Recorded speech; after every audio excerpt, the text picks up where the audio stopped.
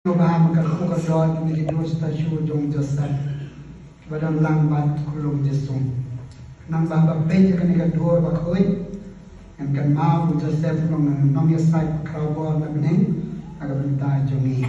Ai begini ke dua stasiun kulung di bakoi, tambah kan lagi jeng karko kerja apa pun, mesti bakoi. Amen.